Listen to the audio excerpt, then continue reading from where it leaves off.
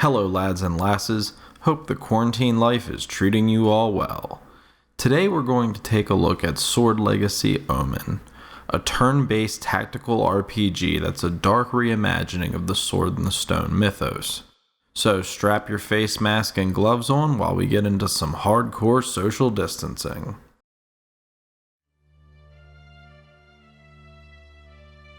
Many are the chivalrous tales of Arthur, Uther, and Excalibur. Yet such heroic feats hide the secrets of the true legend. Sword Legacy begins with you taking the role of Uther, raging alcoholic and I suspect likely meth tweaker. Your kingdom is invaded, your lord is murdered, and the princess whom you've been secretly doing the TVMA with is kidnapped by an evil sorcerer. With the help of your loyal squire Dwayne, a lovable larcenist named Gwen, and of course the main wizard himself Merlin, who apparently is going through his doom metal phase at this point, you barely manage to escape alive. From here on you journey across the ravaged kingdom of Broken Britannia, which is basically Britannia if she got addicted to heroin and started prostituting herself. Along your journey, you meet an interesting cast of characters, and race against the clock to save the woman you love. It's a very cliche setup, but it works. I'll come back to the story in a bit. For now, let's talk aesthetics. I really like the art design for this game. It reminds me a lot of a super underrated Disney movie from the 1980s called The Black Cauldron, only with more dismemberment and decapitations. Unsurprisingly, while doing a little digging around for some background info on the game, I found an old post on Steam where one of the developers commented that's what they were essentially going for. And I think they nailed the art style to a T. I do wish the enemies had more variety in their design, but considering you can finish the game in roughly 10 to 12 hours, it's understandable why they didn't bother with a bigger selection of character models. As you would guess, given the short playtime, there aren't many boss battles, but the ones they do have stick out, at least from a visual perspective. The levels look good and are chock full of eye candy like hidden libraries, dismembered corpses, murky swamps, and more. Even the map your group traverses in between missions looks detailed and interesting. I can honestly say if I was only grading this game on its looks, it would get an 8 or a 9 easily. But sadly, much like a beauty pageant winner who can't spell apple, there are some serious issues once you get past the outward appearance. There are 8 characters to pick from in total, all of which specialize in different abilities and combat styles. Uther uses the power of alcohol and meth to be an incredible tank who can knock people and objects around. Gwen turns invisible and stabs people while offering a lot of perks during exploration. Dwayne is a decent tank who can hit multiple enemies if they're close together. Merlin throws fireballs and lightning bolts, summons in phantoms, and controls enemies' minds, all while Opeth plays in the background. Felix provides healing buffs, something that makes him invaluable as we'll discuss.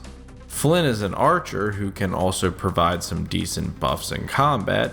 Gore throws bombs, lays traps, and sets up barricades in addition to being decent in melee. And Fergus doesn't give a shit about tanking because he just charges forward and buries his axe into someone's face. So on the surface this sounds fine, right?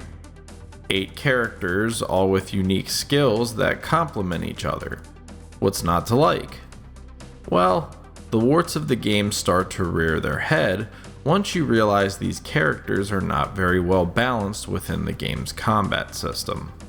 The combat is much in the spirit of other squad-based tactical RPGs. Think Shadowrun and XCOM, only, well, not as good. The levels are riddled with traps and lots of barrels. I'm talking lots and lots of barrels. Water barrels, poison barrels, tar barrels, exploding barrels. There's so much chemical waste randomly hanging around, it makes the Chernobyl reactor look like Captain Planet's wet dream. The problem with this is the plethora of hazards means almost every melee enemy can be completely trivialized because their AI has the life preservation instinct of a lemming. This computer has never met a wall of fire or bear trap it wouldn't gladly run face first into. And you'll find yourself very confused as it seems to almost go out of its way to hurt itself and get into as crappy a position as possible. As if them committing suicide by fire barrel wasn't enough, you can use push attack to just knock them off ledges or into each other. No problem though, just turn the difficulty up, right? Well, sadly the difficulty is one size fits all, so you're just kinda stuck with it. And honestly, having higher difficulty would only exacerbate the second problem we have. In an attempt to balance out the complete joke melee enemies are, the game decides to make every ranged enemy the love child of Legolas and Hawkeye. Fear not though, because you can counter the god level sniper skills of the archers with the time-tested, big brain tactic of running the fuck away. You see, unlike many other games of this genre that locks you into an area when combat begins, Sword Legacy has no desire to adhere to social norms. Find yourself getting ambushed by a huge mob and surrounded by archers and globe throwers? Just literally run back through the doorway you just walked in and they will immediately give up and let their mentally challenged melee brethren charge right into your death trap. There's no limit on how far you can retreat either. You can start a fight at the very end of a level and run all the way back to the beginning if you need to. And turns out this is the most effective way of fighting in some instances. This wouldn't be so bad if the ranged units made any kind of attempt to pursue you, but they don't. In fact, unless you get within melee distance of them, they make almost no effort to move at all. Even if they're in the same room as you, all you need to do is successfully break line of sight, and they will just stand there waiting for you to come toward them like they're playing some tower defense game. This makes them laughably easy to manipulate and allows you to pretty easily take them out of the fight, while you eliminate their much less intimidating melee counterparts. Sadly, this also extends to the boss battles, although at least one of them bothers to lock you out of retreating. But again, the AI in this game is just really bad, so even the bosses don't pose much of a challenge. This brings us full circle to the problems I mentioned earlier about character balance. For starters, healing is incredibly rare. Any damage sustained during a mission carries over afterwards, and the only methods you have to heal it are staying at a campsite or tavern, drinking a potion, which is very expensive and hardly ever appears in chests, or the option you're going to go with, bring Felix. Not only are his buffs outstanding, but his healing is easily the most readily available method of negating damage, and it's not even close. This essentially makes him an auto-include in any mission that isn't just a random roadside ambush. And since you can only bring 4 characters on a quest, this quickly starts to limit the variety you have. Secondly, given the importance of using the random barrels of death spread out through the map, a ranged character becomes equally important to have at your side. The choices here are Merlin, Gore, and Flint, but sadly Flint seems to outclass the other two. See, your characters have a set amount of action points to work with, and each skill used costs AP. And of these 3 I just named, Flint is much more efficient with his points.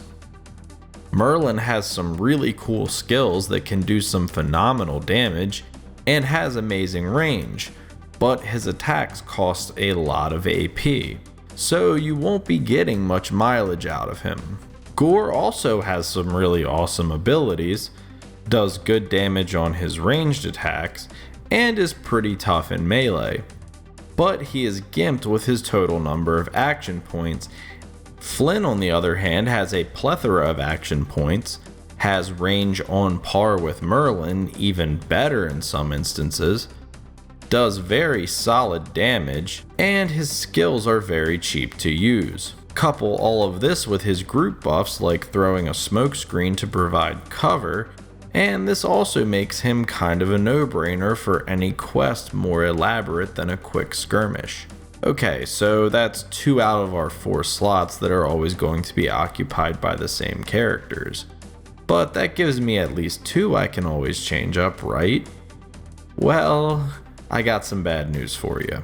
See, when it comes to our melee tanks, Uther seems head and shoulders above Dwayne or Fergus. Dwayne trades some of his tanking ability for being able to hit multiple enemies at a time and hit from a little further away. But as stated above, melee units aren't the thing you're going to be worried about. So trading toughness ends up just making him mincemeat for archers when their arrows start flying. Fergus is even worse because he trades almost all his durability for the sake of damage. Every mission I brought him on, the guy ended up getting KO'd within the first couple rounds of combat. Uther, comparatively, has stellar defense. If he's buffed up and in cover, he can absorb an entire enemy's turn worth of shooting and be no worse for wear.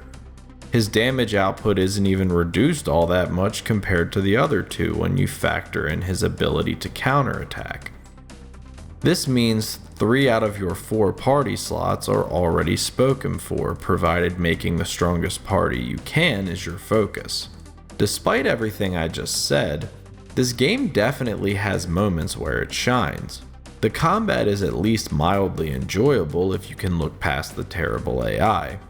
The skill animations are as visually captivating as the rest of the game, and turning barrels into tactical nukes feels satisfying even if it gets repetitive. The story is very interesting as well. Without getting into spoilers, the narrative does a respectable job of serving as a macabre retelling of the story of Camelot before King Arthur's birth. Each character is likable, and despite the lack of voice acting and limited dialogue text, their personalities do a fine job of shining through. There's a good game in here somewhere, but sadly there are so many things that get in the way of it. Unfortunately though, I can't really say this is something I'd recommend playing, unless you can grab it on sale for super cheap. 5 out of 10. I think the developers had some good ideas, and I would like to see what they come up with in the future. But sadly, this title just misses the mark, despite having some decent potential. Of course, if you disagree, feel free to let me know in the comments. Or heck, let me know in the comments if you do agree. It's always nice to hear other people's opinions, even if they differ from my own. Also, if you enjoyed this review, feel free to leave a like and subscribe to the channel so you can be updated whenever something new is posted. I want to thank you guys for watching this video, and be sure to stay tuned for the next one. Have yourselves a great day, and make sure to stay safe out there in our plague-ravaged lands.